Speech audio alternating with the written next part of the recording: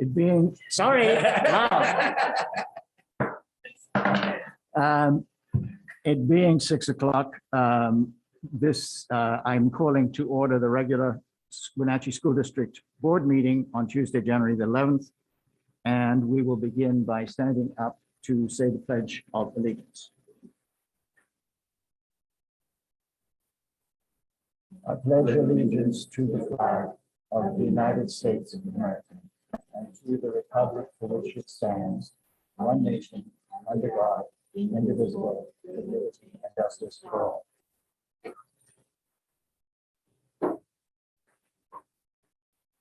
And I do want to recognize that we do have all 5 board members here and welcome Julie remotely. And so we are all present and correct and ready to continue business. A little closer. Okay. Okay, then that's better. I can hear it coming back to me now. Okay. I was going to say we have all 5 board members present. I welcome Julie remotely, and we are all present and ready to start business. I want to welcome everyone to this board meeting and thank you for joining us. Les doy una bienvenida a esta reunión de la Mesa Directiva del Distrito Escolar a todos. Gracias por su asistencia. The meeting is conducted in English, but we do have translation services so that citizen comment may be spoken in Spanish and be repeated in English. And I will quickly describe this in Spanish in case it's necessary. Si alguien quiere hacer su comentario de ciudadano o recibir explicaciones en español, tenemos disponible un servicio de traducción. Favor indicar su pedido a mí o comunicar via mensaje electrónico con Kim White. So thank you very much. Are there any requested changes to the agenda as placed before us?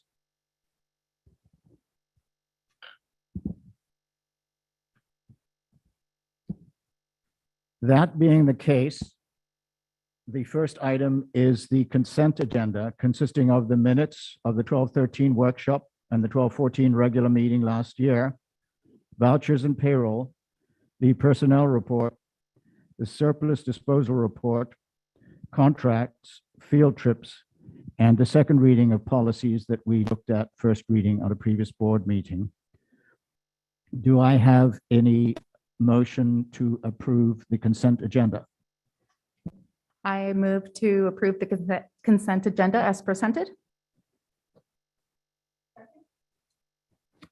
Thank you for proposing and seconding. Do we have any discussion? Continue.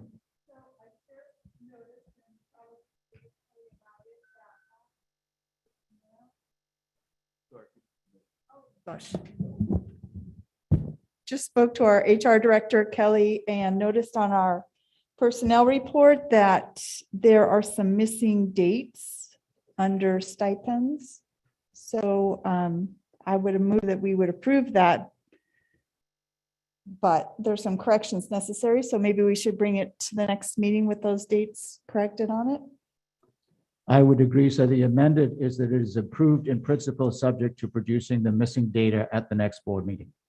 Is that an adequate description? That's right.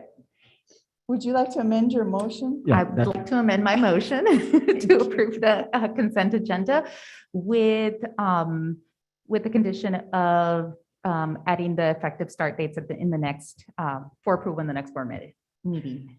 I second the amendment as presented.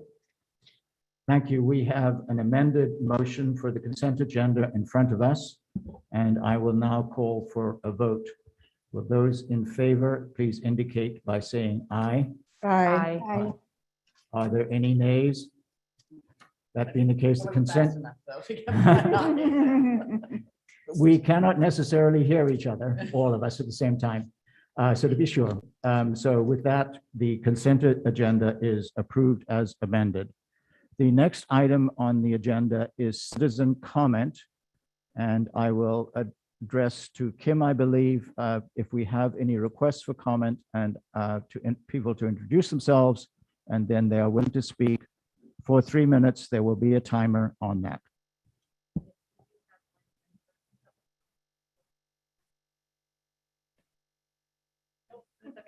Thank you, Chelsea, and welcome, and see what you can do. If you can do a better job than me with the microphone. Okay, thank you. before I start, I just want to make sure we have the mic correct, because it is very difficult at home to hear sometimes with a mask. I'm going to just put it. Today, I'm speaking to express my concern for the district's discrimination against our special needs students by not allowing them to play unified basketball. When I read that our district was not going to provide this opportunity for our special needs students, I was shocked. These students have waited so long to play basketball. I read through the comments to see that many special needs parents were just hearing about this for the first time and had never been contacted by the district to see what their thoughts were. They were sad and angry. With the opportunity to test all student athletes 3 times a week to allow them to play, why was this option not provided to our special needs students? I see this as blatant discrimination on the district's part. You're paying tens of thousands of dollars to conduct an equity study, and the problems are right in front of your eyes. Have you contacted parents and students about the inequities in our district? Have you dug deep yourselves to figure this out, or are we going to wait for someone else to hopefully tell us? I doubt something like this would be picked up in an equity audit, and even then it's too little too late for these students. I contacted Jim Beeson, the athletic director, to get more clarification and asked the reasoning behind the cancellation decision. He said other districts decided not to do it, so they followed suit. Why are we treating the special needs students different than other students? I asked if he would be willing to host unified basketball for just students in our district, and his answer was no. I asked why, and he said it is not safe. Was the board part of this decision-making process? Was Dr. Gordon part of this decision-making process? Who bears the responsibility for this discrimination? The only answer I have for why this decision was made is because it is easier. Staff are already burdened with COVID protocols. Why add one more thing to their plate? I have talked to multiple parents who have students in our district who normally play unified basketball, and they felt this was the reason. It's just easier to not have to hassle with it this year. If those students or parents don't feel safe, then they don't have to participate. But why was the option totally taken away? I was told that they hope to be able to do it next year if it's safe. My sweet special needs neighbor has struggled to even smile since school's been shut down in 2020. His parents look for any opportunity for him to return to a sense of normalcy. And his usually happy self, he was looking forward to playing his favorite unified sport, basketball, only to find out that unlike other students, he would not be allowed. Another glaring inequity that our district is participating in is the ticket spigot requirement to enter a high school sporting event. My own children do not have smartphones, and it is a huge headache, and it's sometimes impossible trying to get into a sporting event this past year. I've also seen many families, mostly minorities, unable to enter the games because they don't have access to a smartphone at the time of access. Just last week, I saw multiple students and families turned away. Are we just going to keep them from entering a game because they don't have a smartphone and also a credit card? Athletics can be the great unifier in a community. It's an opportunity for families and students of all backgrounds to interact and participate with one another. Please do your part to make Wenatchee athletics a more equitable opportunity. Also, please reconsider your principal's decision to not allow parents into the elementary schools for school performance. Did you know that some schools are allowing parents in for performance and others are not? There were a lot of tears when my child was denied the opportunity to sing in her class Christmas program in front of parents. She has never been able to wrap up. Okay, she has never been able to be in a school performance and was very much looking forward to it. Why are we allowing ELF and other large school productions in our schools, but not allowing a class size of 12 to have parents in at a very safe distance? Thank you for your time. And thank you for coming to talk to us.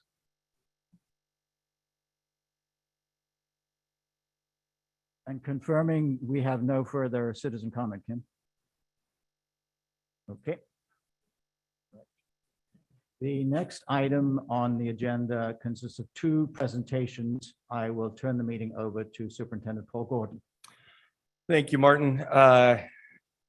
Jeanette, you want to lead us through the Malaga conversation and where are we at with that update on the... Oh, my goodness, I went down. I apologize. Skipped my own agenda. But at least I got the right person at the right time. So we're going to start with the snow update that occurred last Thursday and Friday. And, you know, from my perspective, I just want to thank everybody who really stepped forward and made sure that we were able to dig out and make sure that we had school on Monday, yesterday. This was a historic snowfall I'm hearing from those who've been here around a lot longer than myself, that back in 1996 was the last time we had a snowfall of this amount.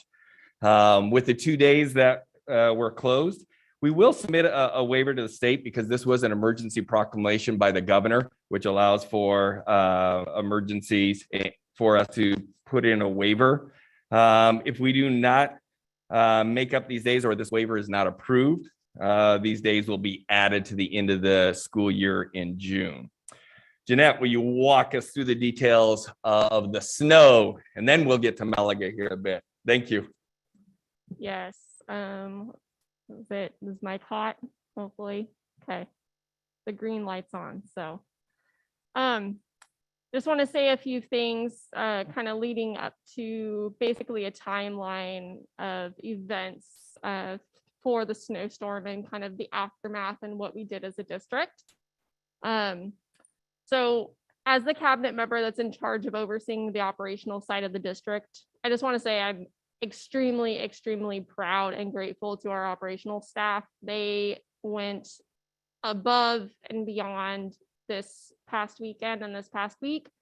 And most all the time they go above and beyond, and very rarely do they get the praise that they deserve. So I just first want to say that I'm very, very proud. I think all of us on the cabinet are very proud of them, very grateful for them as well.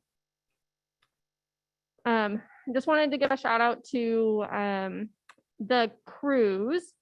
So we have several crews that were working throughout the weekend. The Plow Crew is made up of Carlton, Jared, Matt, Lance, who does not normally plow, but stepped in when time in need, and Jared R., who is also not normally on our Plow Crew, but also stepped up in a time of need as a sub.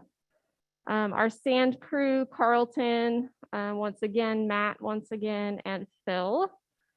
And then we had numerous custodians from all the buildings come in and help us clear those sidewalks.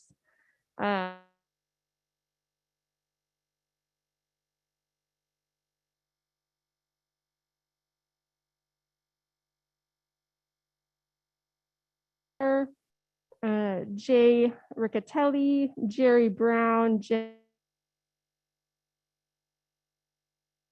again. The grounds crew helped with that as well. Sean Osborne, Mike Montgomery, Perry Roth, Jared R. again, Stephanie Malloy, and Reyes Alvarez. So just great crew of custodians, great crew of grounds staff, and our M&O staff as well. Their fearless leader for the 4 days was, and more than the 4 days, is the assistant director of M&O, Brian Broccoli. He, like many of us, worked throughout the weekend. He was great with communicating to numerous cabinet members, myself, Paul, Kelly, kept us all in the loop, as well as supporting his teams. The Sunday crew. So the Sunday crew consisted of some Eastmont School District staff, Wenatchee School District staff, and our community members who came out and helped us finish up. Some bus drivers that also helped throughout the weekend. Rick Pepin, Don Talbot, Todd Davidson, Ashley Wallace, Lisa Rose, and Laura Fox. Our district mechanics, Corey Blankenship and Jake Quilter, definitely went above and beyond, came in and helped get some of our equipment repaired when we had things that kind of went awry. Definitely thankful for them. And their fearless leaders are Jennifer C. and Kara Davis. Jen C. spent hours driving around the district, assessing roads, looking at snow berms, determining, can buses get around this area? Can they not? What do we need to do? Definitely huge shout out to them. So I will try to quickly kind of go through the timeline of events. As you guys know, very early Thursday morning, we decided to make the decision to call school. I think it was fairly apparent to most everyone when you woke up and looked out your window on Thursday morning that there was probably not going to be school. And you had a lot of work to get out of your house. So it was about 6 a.m. that day that the plow crew finished working their first longer shift. That was an 8-hour plowing shift. They worked throughout the night, trying to do the best that they could. One plow unfortunately did go down, so thankfully we had a backup. So we were able to have 4 plows going throughout the night. Again, that was the night that it snowed. Later that day, it once again became apparent that we were probably not going to be ready for Friday. So we made the decision so parents could get a jump start on planning to close school the next day as well.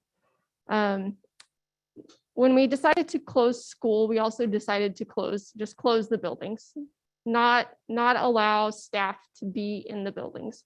At that point, our parking lots were not safe. We did not feel like it was a good idea to have people attempting to get into our parking lots and people attempting to cross our parking lots to get into schools, even custodians. We wanted to really make sure that we had safe access ways for our staff to be able to get into buildings before we allowed that. So that was part of our decision-making process, was the safety of staff. Thursday night, Superintendent Gordon received a phone call from the Wenatchee PD. Most everyone probably read about the Amtrak passengers.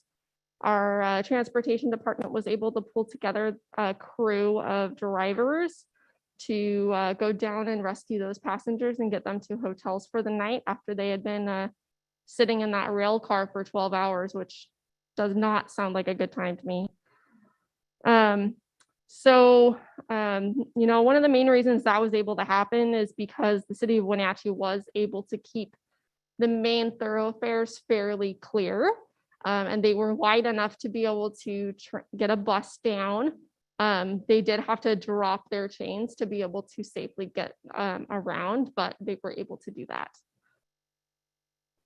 8 p.m. that day, the plow crew started another shift. That shift ran until 9 a.m. the next day. So that was a 13-hour work shift for them. So they were clearing parking areas. That was their main focus. Unfortunately, they did have 2 plows break down. So that brought them down to 2 usable plows through most of that night.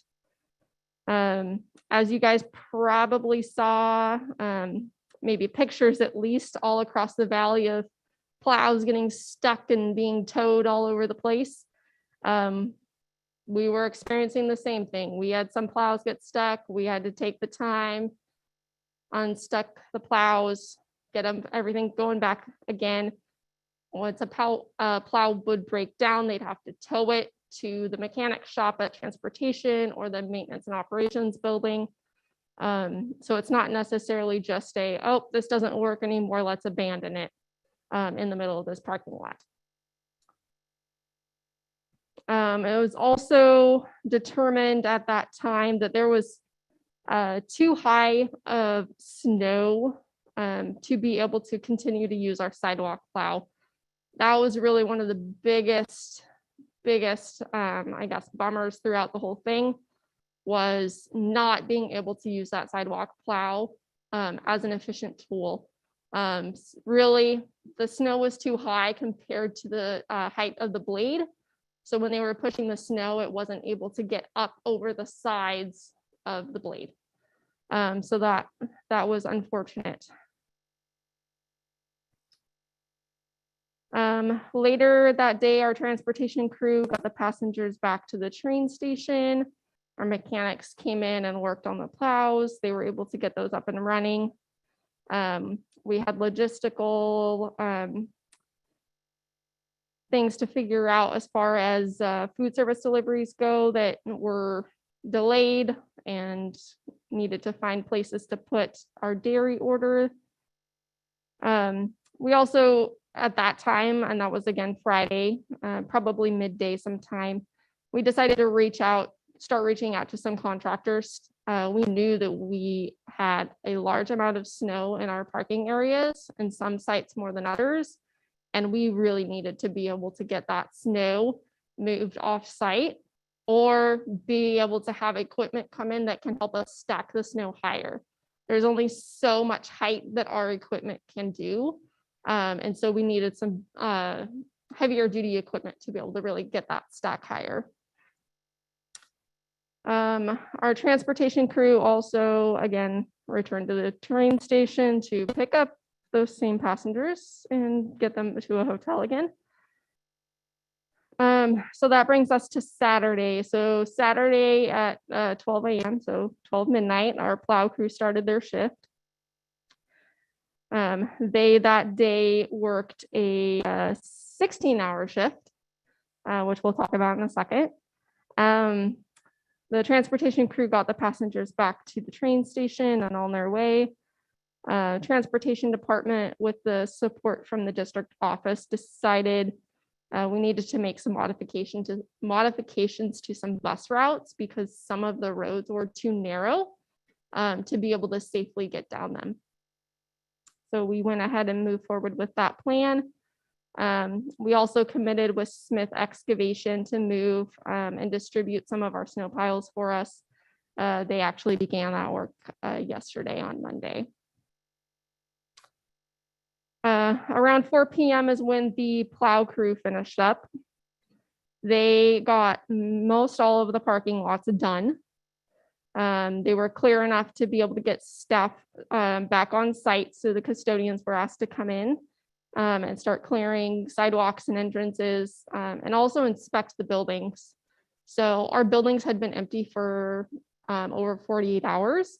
And so we really wanted to make sure, especially with the snow load, that we had knowledgeable staff walking through the buildings, making sure that, you know, if there was a leak or anything like that, that we got that addressed, hopefully in time before Monday school starting. We did have, again, mechanical issues with our plows. I want to give a special shout out to Matt Nuxel. His plow went down, and instead of just throwing in the towel and going home, he got on a tractor that had no cab out in the elements and was pushing snow for 12 hours without a cab. It's pretty amazing guy. Also, just for perspective, the high school parking lots alone, all of them, took 11 and a half hours to clear with our equipment that we had available at the time. Later that day, later that afternoon, Brian Brocky, Kelly Lopez, Superintendent Gordon, and myself, we sat down and met and really looked at what do we have left before Monday? What do we need to get done before we feel like kids can safely get to school and safely be at school? So one of the big things really was the sidewalks. That was our really big hurdle that we felt was still left. The parking lots were pretty good. They needed some cleanup, but we could tackle that. It was really the sidewalk that we're going to take the manpower, especially if we couldn't use our sidewalk plow because the snow was too high still. So based on some feedback we had gotten from some administrators, we felt like there was people in the community that really wanted to help. They wanted to make sure that our schools were open on Monday, just like we did. So due to the limited amount of time that we had before Monday, we decided to call upon the community to help to get that final push to get our school doors open on Monday. We contacted the Maintenance and Operations Union and had a conversation, and they supported us moving forward with that plan. We also followed up with our insurance provider just to make sure that we were still covered with that activity. Later that evening, we were also informed that Eastmont School District, they got some support from some local agencies to them. And so they were able to get their work done at their sites early, and they offered to come over and help us. So we quickly drew up an agreement, took them up on it, and said thank you. And then also the Cousins Landscaping also offered to clear Washington Elementary free of charge, which was very, very nice. So lots of communication happened between then, Saturday evening and Sunday morning.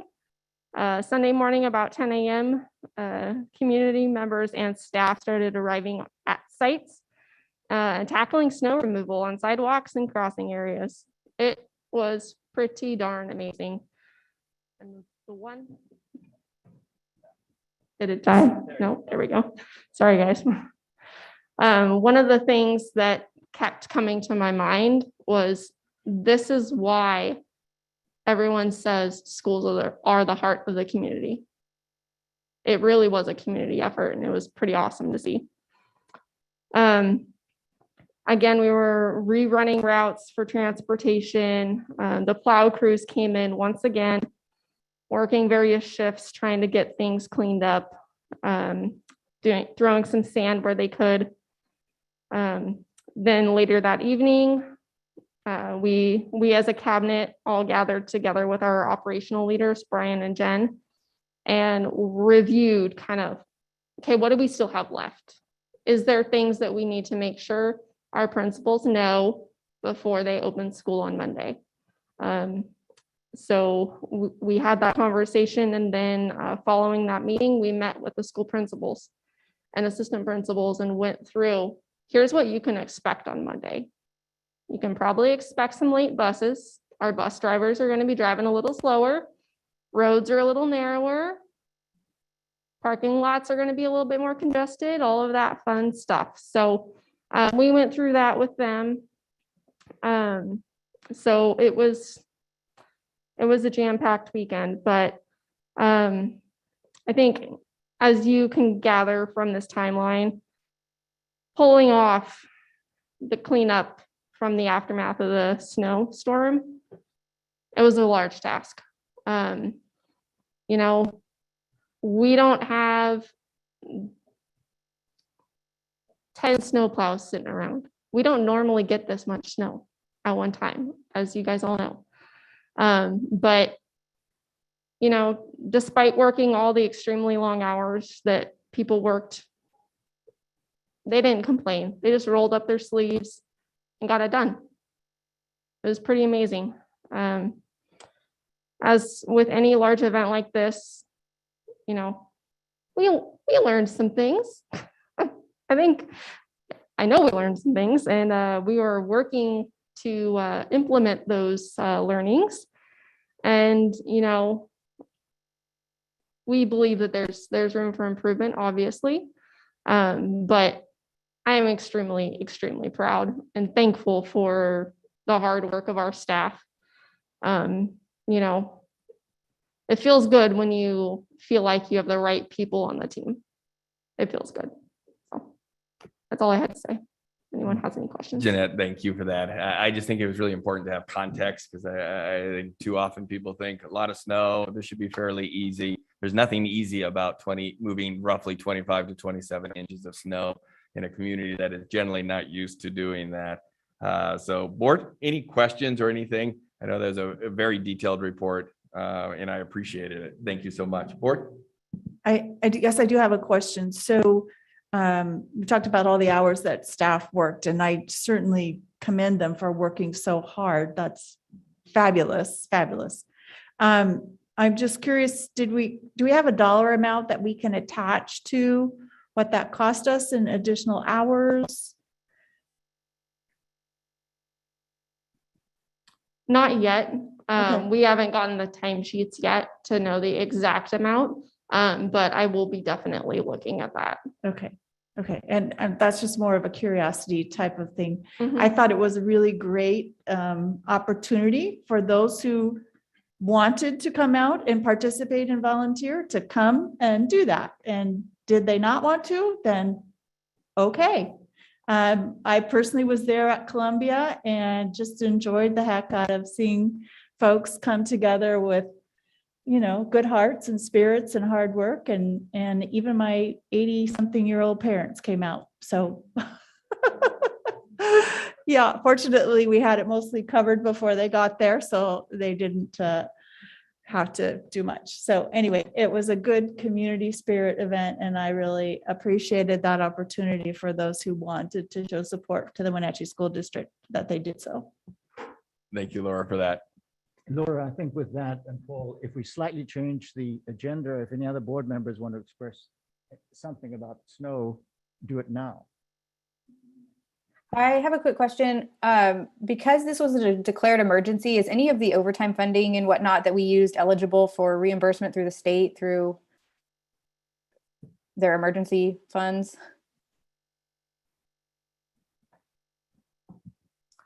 I would have to look into that. I do not have experience with accessing this, but I can definitely ask. I have a question in regards to the communication to families. Are we just using email and text, or are we still using phone calls? I believe, I know we're using Remind. I do not believe we used phone calls on these pieces because of the Remind message going directly to their cell phones Can and to we their other. Can we confirm that we have a cell phone number for every student? Oh, I'll confirm that now. No, we are always putting that information out there, always seeking more feedback from our community to make sure that we have that information. But Ron? Yeah, so our system called Remind will text, will email. If the phone number on record for the student happens to be a cell phone, it will use text. If it happens to be a landline for urgent messages like we did last week, it will call. So it will take whatever we've texted and record it, and it'll be a computer voice saying this is but that's only if a landline is the only thing on the student's primary contact information. Okay, that's what I was wondering. That's great. Yes, so it will do all three for urgent messages. And that's in the language, on the home Yep. language. Okay. Correct. Well, thank you. I just wanted to add anything. It was a huge effort and something that I'll get closer. Sorry, I'm going to learn eventually. I just want to make a comment on community effort. I was surprised to see an Eastmont person when I was at Orchard, and it's really nice to see solidarity across the river as a bigger community. So that was just a little touch of what I think adds to everybody's effort. Thank you all. Yeah, I'd conclude with that as well. I spent most of my time at Lewis and Clark, and families just came together to do exactly what Laura said. Just, there was nobody upset. There was literally just happiness, and they brought their shovels and they were digging and they were doing their thing and just helping out, finalizing it. But to everything Jeanette said, just incredibly grateful, a very full heart for our staff and our community coming together to make sure that we had school tomorrow. I mean, it was that close, quite honestly, as we were talking Saturday. And that was literally the last thing that I wanted was to cancel school because we couldn't dig all the way out. So it took everybody, but it literally made it happen. So thank you. All right, let's dive into COVID. Super exciting. Let me be very clear. We are doing everything in our power to keep our schools open. This is no longer about mitigation strategies. This is 100% about staffing. Do we have the staff to keep our classrooms, buses, nutritional services, and other departments staffed? The district office has made staffing our classrooms our #1 priority. We have directed our principals to reach out to either Executive Director Mike Lane or Assistant Executive Director Dr. Corey Callahar if they need any additional support from the district office in their buildings. For instance, Mike and Corey, just this morning, were in schools today covering for our school leaders, as our leaders are as well not immune from the spread of the Omicron.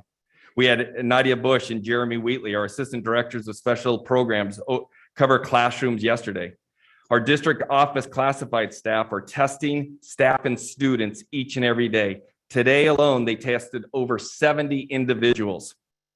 Yesterday, our HR administrators stepped in to test people. They were our testing team yesterday in this room over here. And other cabinets are being trained on how to test.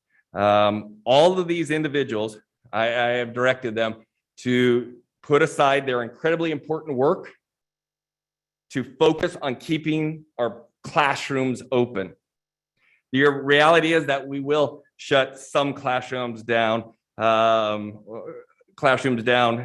the course of this wave, if student or staff numbers indicate. But our goal is not to shut down our schools or our district. That has nowhere in my head do I see that happening.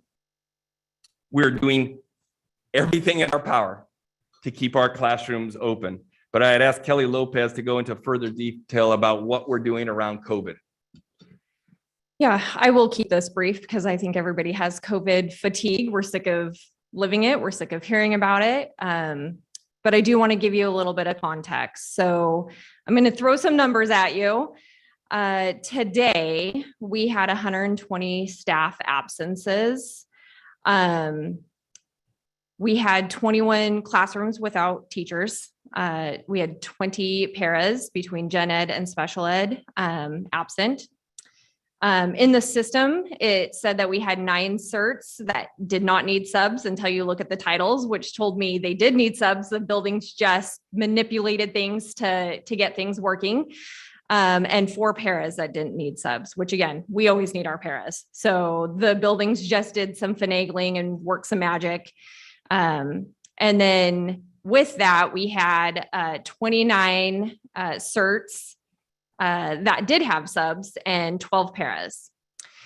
Similarly, yesterday we had 135 absences. Numbers look very similar. 32 with no sub, 32 certs with no subs, 21 paras, 10 that said they didn't, but they clearly did. 32 classrooms that were covered with para or with substitutes, and 14 para absences covered with substitutes. When you look at December, it also looks very similar. Nothing, I mean, it's gone up a little bit, and where the absences are a little bit different. But December 6th, so I'm just taking a Monday, Tuesday, like this week. December 6th, we had 117 absences, 12 certs, 9 paras. 32 with subs, 16 paras with subs. December 7th, 139 absences. This is the biggest one. So we had 12 classrooms without certs, 13 paras, but we had 45 classrooms where we did have a substitute and 17 paras where we had substitutes. So I know we keep talking about the sub shortage that, everybody has. That does not appear to be, the number one issue. While we do need more subs, it's not that we have less than we've ever had. It's just that we have considerably more absences, and our subs are stepping up to the plate and they're covering as much as they absolutely can. Similarly, I'm going to go over some student numbers really quickly. December 6th, we had 740 student absences. December 13th, 781, and then it bumps in January. January 5th, we had 1,088, and January 10th, we had 1,200, just over 1,200 student absences. So the difference between December and January is roughly 300 and something students if you average that out. And that's obviously due to the new variant. It's highly contagious, as everybody knows. So it's clearly hitting our kiddos. Over the weekend, we did receive some new guidance from the Department of Health. It was incredibly helpful, not so helpful that we got it over a weekend. It made it hard. And of course, we were dealing with our snow issue, and they're big changes, and we're a big system. We were able to implement the staff changes, obviously, immediately, because I'm the one doing the staff changes. So I did some quick reading and implemented them the best I could without having any explanation from Department of Health, which we received today. And after today's meeting with Department of Health, we were able to start implementing it for the students once we got some clearer guidelines from them.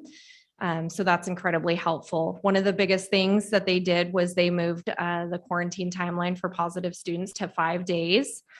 And so with a negative test, they can return on day 6. That's huge. What they also did, which maybe wasn't necessarily so helpful, For 18 and older, if they have a booster, they don't have to quarantine if they're exposed. It used to be if you were fully vaccinated, it was the 2 shots or the 1 for Johnson & Johnson, and then you wouldn't have to quarantine. So this is causing us a little bit of problem, but we're rolling with it. But for students who are fully vaccinated, they do not have to quarantine. Again, we implemented that today after we met with Department of Health. So if you got the phone calls first thing this morning, it was different guidance. We pivoted quite quickly once we got that. We did also, Dr. Gordon just signed an MOU with Department of Health for our Test to Stay program. This is going to be really, we anticipate it being huge for the district. They made some significant changes to it just recently that made it now so that it was super beneficial for us to start participating in. It used to just impact school exposures, and now it impacts even outside of school and extracurricular, and it includes staff as well. It did not used to include staff. So what that means is once we implement it, it means that exposures, as soon as they test negative, so if you're exposed and you go take a test and you're negative, you can come back, and then we just test you twice in a 5-day period. And as long as you stay negative, you stay in school. If you turn positive, you obviously then go to the quarantine. The biggest, other than those who are exposed being able to come into class, was just huge. It also means that most of our quarantines will only be 5 days, 5-6 days. And those of you with students in the system, that's big. We've all, I think, been impacted by that. What's going to be incredibly helpful is our teachers have their Canvas pages up. That's going to be the biggest tool really to keep our students engaged for that 5-6 days that they're out. Obviously, if they're sick, you know, the quarantine will go a little bit longer, but for the majority of students and staff, it's really going to be a much shorter quarantine period. So we're excited about that. We hope to we will be, not hope to, we will be implementing this at the beginning of next week. We have a lot of people to get coordinated, a lot of processes to get started. It requires significantly more tracking because we do have requirements on the additional testing for staff and students. So we have to figure out who's doing the tracking. How's that going to get communicated? How's that going to work? But we will be starting that on Tuesday, the 18th. Monday, there's no school. And really our goal with all of this is to keep our kiddos in the class. Like Paul said, keep kiddos in class, keep school doors open. We no longer have the markers from Department of Health of, hey, if you get this many kids with positives, then you have to shut down the class. They've taken that away. They've really left it to district discretion. And so we take a lot of things into account. I'm just going to give you an example of what we did today. So we had a classroom where we had about 3 positives, a couple more that we were waiting tests on. Multiple kids in the class were sick. It's a classroom of 22 students. Yesterday there were 11 in class. Today there were 7 in class. That made it a fairly easy call. We talked with the principal, talked with the nurse, myself, looked at all the data and decided it was best for the kids to move online. The majority of the class obviously was already home. And there was obviously significant spread going on. And so that class was moved online. That's an example of the process that we are going to be taking if we need to make those decisions. It really is a group effort and it's looking at numbers. We also took into account, obviously, it was an older elementary classroom. And that makes it easier for them to learn online than it would, kindergartners. So I don't know that we wouldn't have shut a kindergarten down with 7 kids only attending out of 22, but we take all that into consideration now. We are doing different incentives for our staff and our substitutes. Dr. Gordon just put out a notice to all staff.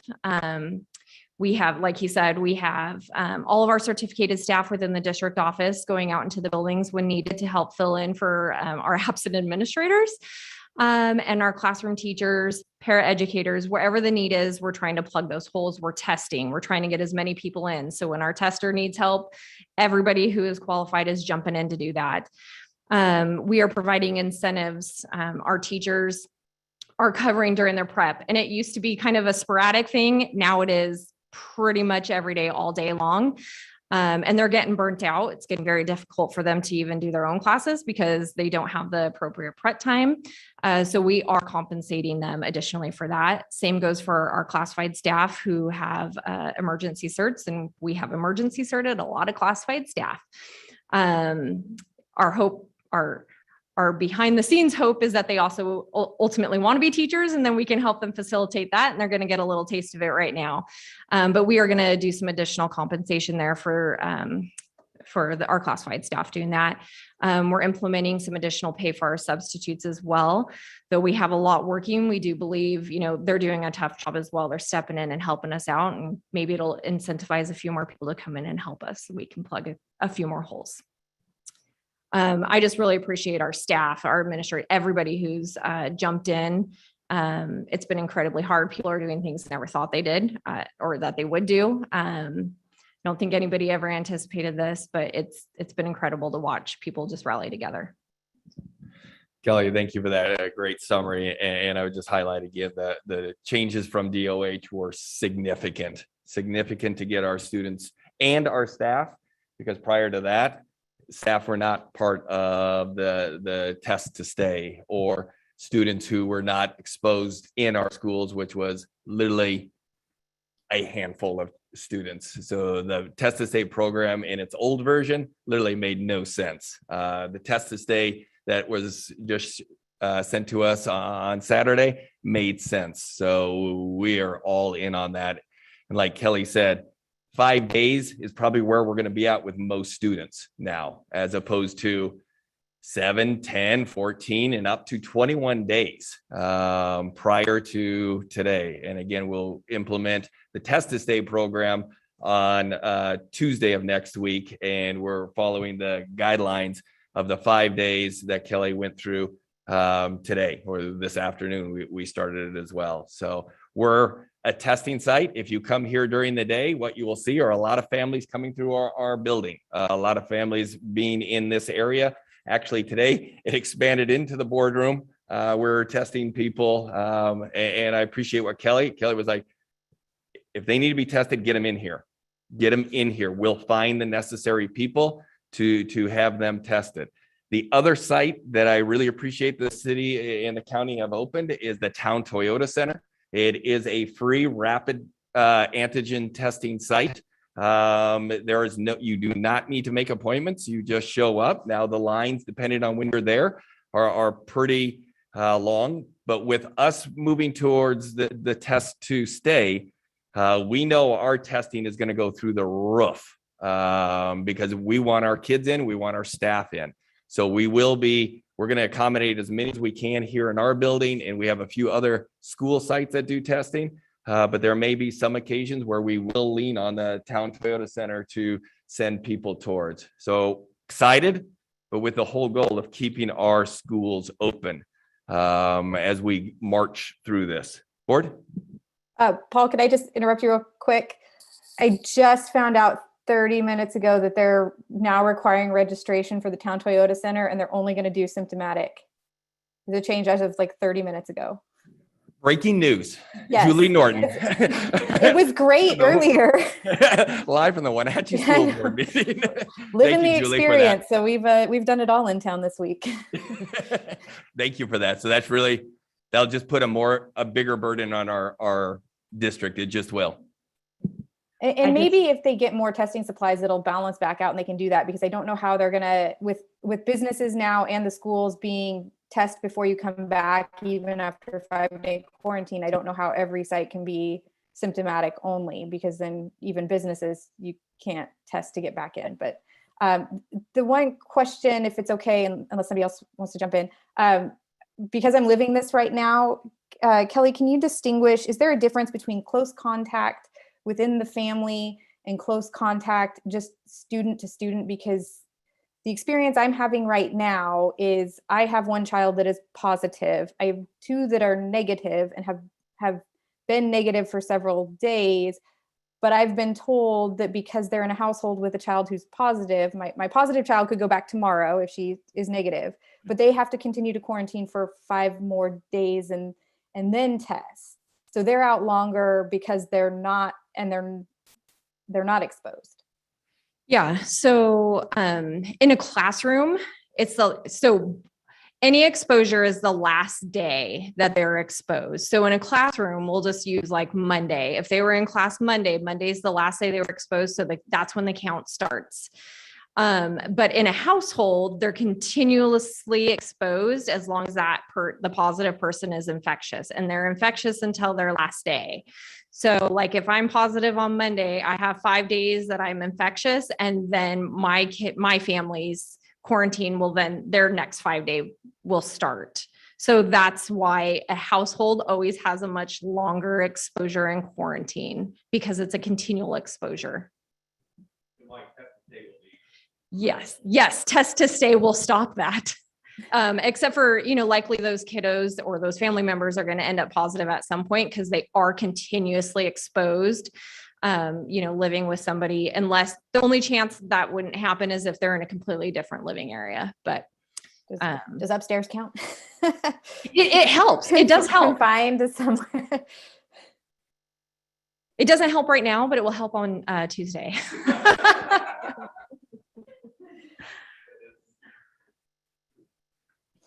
Board members, any other board members? So we actually lived this or yesterday. I got a call from the school nurse yesterday morning saying your son had an exposure on Wednesday. Because he's fully vaccinated, you can go to the district office, test, and if it's negative, he can return. So lunch break, pick up the kiddo, brought him in, called ahead first, waited 15 minutes, and he was back at school. So to me, it felt like it was kind of a test. I thought we were already doing test to stay because they worked out. So, and again, I was in here today again, and the boardroom was just busy hopping.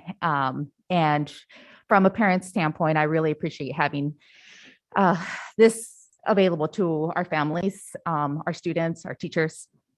And then I just have a couple questions. I do appreciate the fact that we are focusing on keeping our schools open now with, the mitigation strategies and the vaccines available for all age groups that we service. We are continuing with mitigation strategies. Yeah. Right. Okay. Yes. That's Okay, not what I was. I knew the answer, Yeah. but I just wanted to make sure that everybody's aware. Mitigation strategies that we had prior. We're still continuing with those. And then in the cases where there's a classroom closure and going remote, can we confirm that every student in those classrooms has that access? Yeah, so specifically for today, the kids that were there were obviously sent home with their devices, and then the buildings reached out to each of the parents, letting them know schedule, come in, pick them up. They had them ready. So no, everybody doesn't take them home, but the buildings are prepared to hand them out, and they're aware, take them out to out to their cars. So, and the same goes for internet access. Ron, we have access to the hotspots if need be. Okay. Yes. That's great. And then I also want to say thank you. I think it's you, Ron, that updates the COVID dashboard. I went in there yesterday and I went in there today, and those numbers are, they're definitely eye-opening. So if you guys are not keeping tabs on the dashboard, please do so. And it kind of helps understand why we're doing what we're doing. Again, with the focus on keeping our schools open. Our numbers are very interesting to look at. So it's already been said, but I just want to really offer kudos, and the can-do attitude, keeping schools open is so wonderful. Those students and staff absences are huge. I'm personally waiting for the call for me to come and empty garbage cans or something, because I can do that. And I just want to offer some hope to everybody that if you are sick, you are mildly sick, and that you recover quickly, and that nobody is seriously ill. Yeah. Absolutely. Others? I think my colleagues have said good things and asked good questions. I have nothing to add. Okay. let's move on to the highly anticipated Malaga property. And again, with Jeanette talking to us about this property and the request by Chelan County. Jeanette? Yes, it's been a little while since we've talked about this, maybe a couple months. So back in October, we had the board had approved a contract with TCF Architects. That's our architect firm that we work with for a lot of things. That contract was to complete a feasibility study for potential partnership between the district and Chelan County for a long-term lease to build a Mercado. So basically just an outdoor marketplace. They were looking at the potential use of our Malaga property that is currently not being utilized for school purposes. This contract is 100% reimbursed by Chelan County. So between then and now, TCF Architects has been doing some high-level overviews. We've met with the Chelan County a couple times, and the commissioner that's taking lead on this project. And we've gotten to a place where we feel pretty highly confident that the feasibility is there.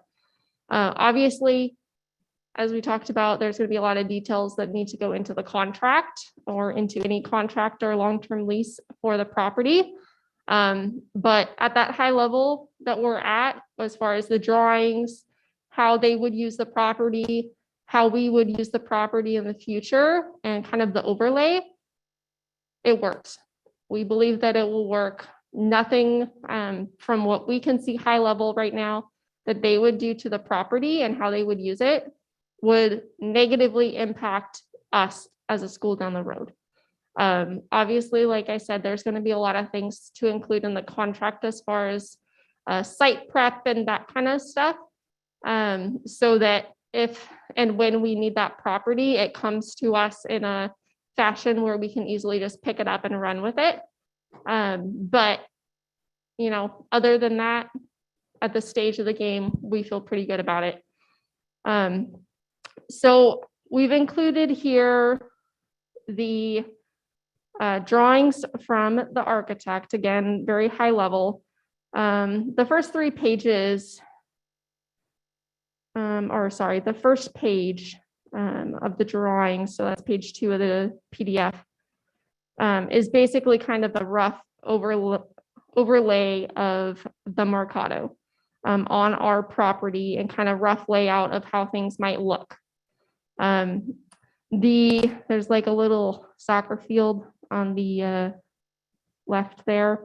That really is just for scale, so you guys can kind of see what the size is.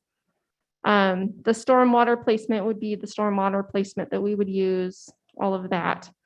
So the rest of the PDF pages 3 through 5 are really some example overlays of how a school layout could fit within that space and within that same infrastructure, and still be usable down the road as a school. Obviously, you know, we can kind of spin those parking lots and schools and fields in a few different ways, but the bottom line is based on our assessment at this point, we believe that the conceptual drawings really prove at this stage, again, high level, without digging any dirt, that we would be good as far as feasibility goes.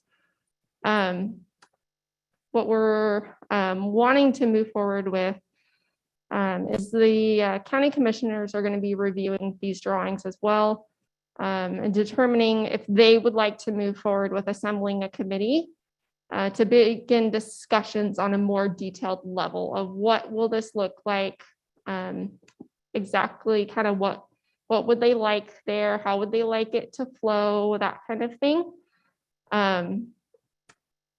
The drawing provided is basically the concept that the commissioner described, and so the group would be really the ones kind of driving the design of it. Once that group is up and running, I anticipate that we would begin kind of work of pulling together what the details of the lease might need to entail. Because that lease is going to be extremely, extremely detailed, especially when you're considering the long-term lease of about 10 years. So it's going to be a lot of nitty-gritty detail work that's going to take a lot of time and a lot of review. So we would probably start those conversations early with the county just to make sure that we're on the same page moving forward, and that there's not going to be anything either that they want that we aren't going to be able to agree to, or vice versa. So those conversations coming forward, but it's just an update where we're at with the Mercado discussion and the Malaga property. I have not heard lately from our contact at the county. I believe they were probably on break like all of us. So hopefully probably by the end of January, we'll hear kind of an update from them if they're going to move forward with getting a group together, or if they still want to do some more conversations first. Any questions from the board? Yeah. I do have a question. So I do know that elementary, middle, high schools all have different requirements in terms of size of buildings and playgrounds. Can you remind the board what school level we were planning on for Malaga? Was it K-5, K-8? I believe it was an elementary Yep. school. Yeah. I wouldn't think that we would do a K-8 out there, but maybe. But more than likely it would be an elementary, a K-5. I believe the drawings are based on a middle school, which is size-wise a bit beefier than an elementary typically. So that's what was used in the drawings. But all previous conversations and looks, when we looked over the plans were all, it was for an elementary site that they would put out there. Being if that area ever became more developed than what it currently is at. When it becomes more developed? Yeah, okay, thank you. My question, correct me, this is not a site that we'd be able to use for the softball fields. That's correct. Yeah, no. I was gonna say the county could build us some softball fields.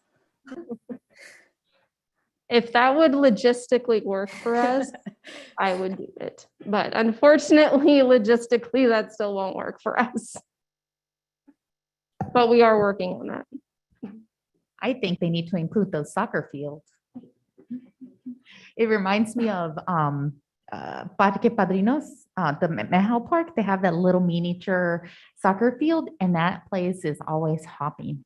I think it would be if we had a say in the planning, it would definitely continue to bring just maybe a younger group into that site. Yeah, definitely. I think, they've mentioned a grassy play area and that kind of thing. So I definitely think they're thinking beyond just necessarily a market, but also something that the community could use.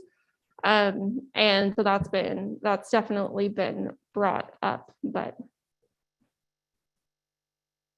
Any other questions on Malaga? If not, the next two items are action items. And the first one is a decision on bus purchases. And again, for a quick overview of that, you have it in your board packet. Jeanette, just a high level on the school bus purchase. What are we looking for? And So we're looking for board approval of 2 buses. So it's 2 D84 rear engine diesel buses for a total of $351,000 and some change. That purchase would be paid for from the transportation vehicle fund. That would cover the main basic bus. And then the general fund pupil transportation budget would cover the cost of the options of the buses. So between the 2 funding sources, it would pay for the full cost. board? Any questions? I have none. This was in the budget, correct? Correct. If there are no questions, do I have a motion to approve this purchase? I'll So move to approve. Did you say that? I said so moved. I'll Someone- second. And is there a second? Julie, okay. That being the case, all those in favor say aye and signal, so I don't ask no. Aye. Aye. Thank you very much. The school bus purchase is approved. Kelly, do you want to give us a very quick co-curricular update, which is like super quick? I'm seeking approval on the co-curricular contract that was sent to you guys. Zero changes for last year, 1.6% increase for our current year. Move to approve the co-curricular contract as presented. I will second that motion. Thank you very much. Is there any discussion? Yes, Yes. just a brief little typo. I don't know if it's on the final version, but in section 4A, there's a typo in the school year. It says 18 to 29 school year. I think that's supposed to be 18 to 19. Just want to make sure before we sign it that that's squared around. Thank you. In that case, can we amend the motion to include the typographical correction? Move to approve the co-curricular contract with the correction made to the page indicated by Laura. I'll second the amended motion. Okay, thank you very much. Will all those in favor of the amended motion signify by saying aye and raising their hand? Aye. Aye. That motion is now passed. Thank you. We are now at the board communication part of the agenda. And so I open the floor to board members so that they may add any comment that they wish.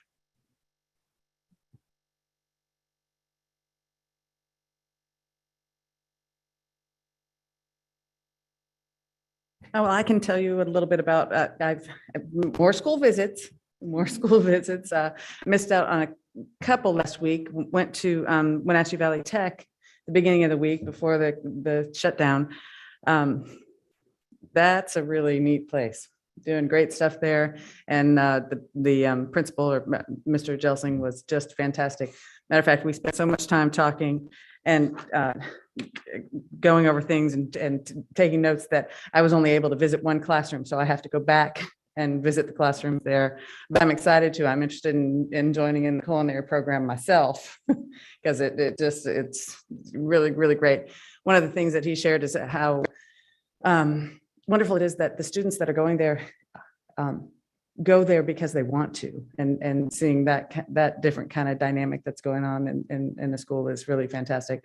My own daughter talks about the kids that go from high school over to the program to do their classes and how they love it. They're excited to go, and that was kind of neat. So that was a really great experience. I was supposed to go to Columbia and West Side, but the snow days canceled that. So this week I got in 2 more schools. I went to Washington Elementary today, which is another holds a special place for me because that's where Avery went to the 5th grade and when it first opened in the new building. So I got to visit one of her old teachers, Mrs. Walsh, and that was wonderful.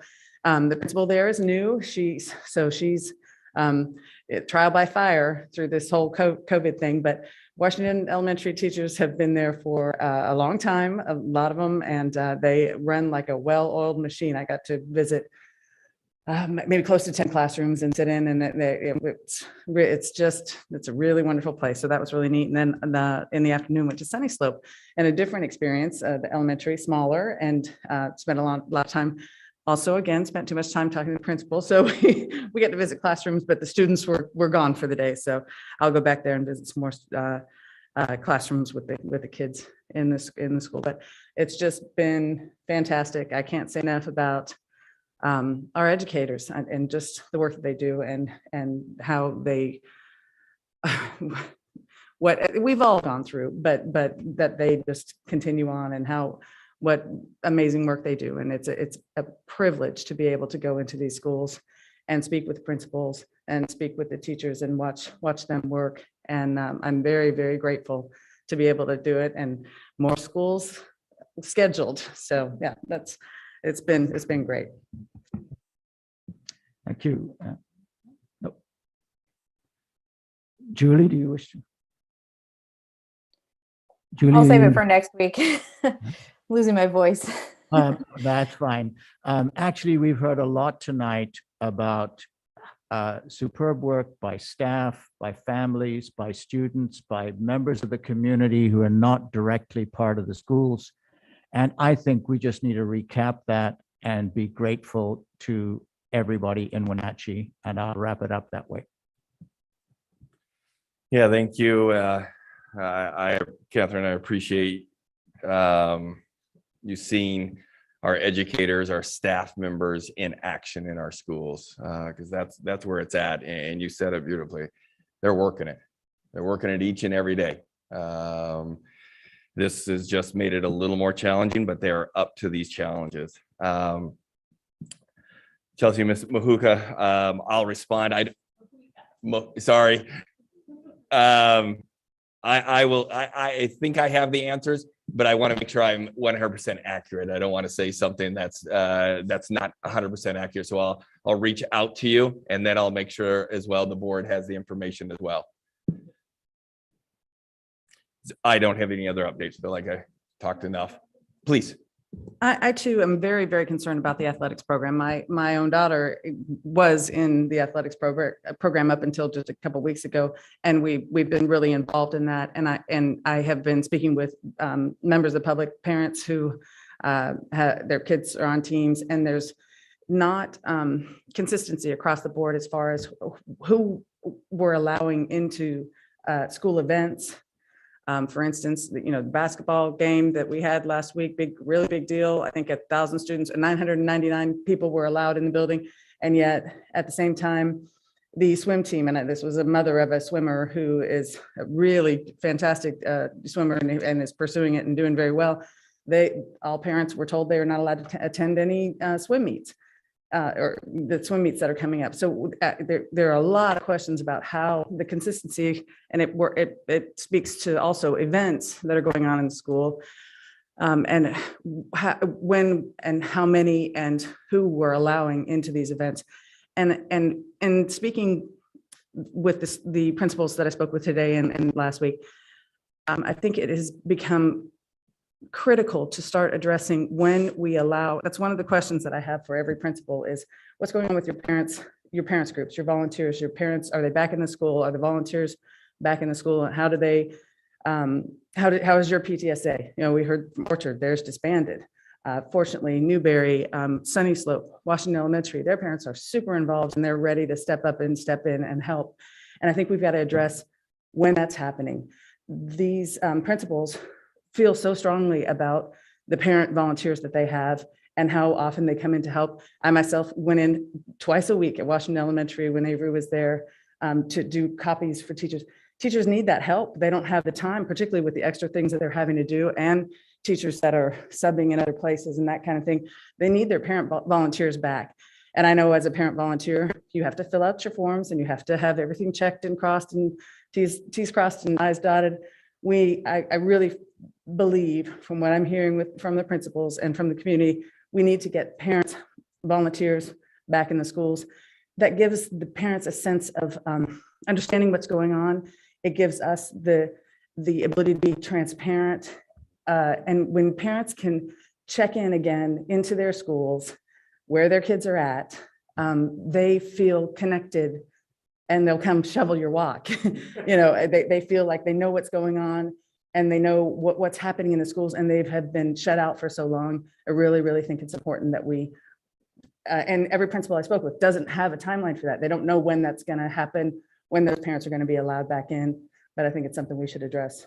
No, I appreciate that. And we are, Dr. Kalahar and others are working at the elementary level to make sure we have that consistency of what parents are available to come in, what's after school, what's not. And you're right, with the athletics, there's this, you have 999 people now, because those are the new athletic guidelines under Region 7, that it has to be 999 or 50% of capacity of that sport. So that's the first time I've heard the swim. So I'll check in on that, see what's going on there. On the parent volunteer piece, it's really about parents being in the classroom right now. There is parent volunteers in our schools, doing exactly what you said, cutting the paper, copying, doing those pieces. The reason why they're not in the classroom, just more adults in our classroom, continuing to spread. So we're trying to limit that piece there. But we'll make sure that we're communicating that even more clearly than we are. So that I appreciate that. That helps when I hear those pieces. Right. I'm not sure if parents know that they're able to go back in and work like they did, making Yep. copies and that kind of thing. For instance, in Washington Elementary, they're in the pod instead of in the class. There's a center area that they can be in. I wasn't aware, and parents that I've spoken to are not aware that they're allowed to come in and do that kind of Yep. volunteering to be back in the schools. And I think we need to We'll make them sure know. that's Yeah. back out in our weekly update. I'm getting a no. I thought the okay, I apologize. Okay, thank you for that clarification. Fact checking the superintendent is always good. Yeah, There were those parents in the pod, or, there were different volunteers but okay. I appreciate I it. do want to make a comment because I am not going into a school tomorrow for much the same reason. Every day something is changing, and I do want to really emphasize a request to have goodwill, recognize that it is a constantly churning set of directions that we're facing. And let's try and get as much involvement as we can, but do it together. And at that point, sorry, I will try. There. The school board will now recess into executive session for a period of 60 minutes to evaluate the qualifications of an applicant for public employment or to review the performance of a staff member. Pursuant to District Policy Number 1410 and RCW 42.30.110, this discussion will be closed to the public. The school board is not expected to take final action following the executive session, and the estimate is this for 60 minutes. Thank you.